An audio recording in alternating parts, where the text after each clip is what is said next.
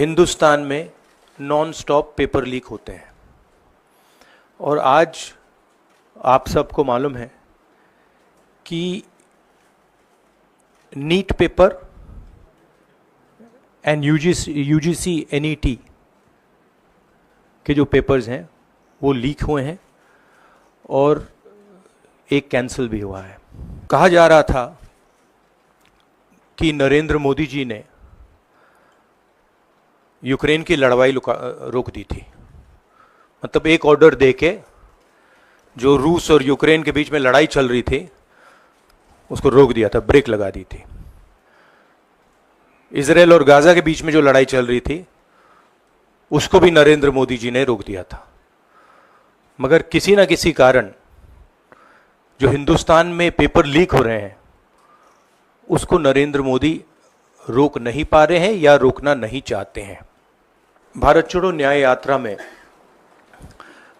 मणिपुर से हम महाराष्ट्र गए और रास्ते में हजारों युवाओं ने कंप्लेन की थी कि हिंदुस्तान में नॉन स्टॉप पेपर लीक होते हैं और आज आप सबको मालूम है कि NEET paper and UGC NET के जो पेपर्स हैं वो लीक हुए हैं और एक कैंसिल भी हुआ है।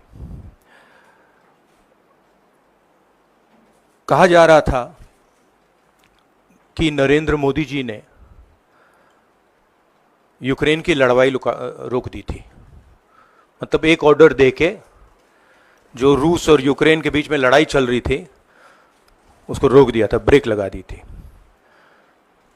इजराइल और गाजा के बीच में जो लड़ाई चल रही थी उसको भी नरेंद्र मोदी जी ने रोक दिया था, मगर किसी ना किसी कारण जो हिंदुस्तान में पेपर लीक हो रहे हैं उसको नरेंद्र मोदी रोक नहीं पा रहे हैं या रोकना नहीं चाहते हैं। नुकसान स्टूडेंट्स का होता है। जो हिंदुस्तान के स्टूडेंट्स हैं, मैं जानता हूं कि आप इन एग्जाम्स के लिए महीनों सालों काम करते हो। ये आपका फ्यूचर है और आपके फ्यूचर से खिलवाड़ किया जा रहा है। मध्य प्रदेश में व्यापम हुआ और अब उस व्यापम को नरेंद्र मोदी जी और उनकी सरकार पूरे देश में फैलाने का काम कर रही है। मैं इंस्टीट्यूशनल कैप्चर की बात करता हूं, मीडिया की बात करी, अलग अलग हिंदुस्तान के जो संस्थाएं हैं उनकी बात की। यही एजुकेशन इंस्टीट्यूशंस में हो रहा है। पेपर लीक का कारण है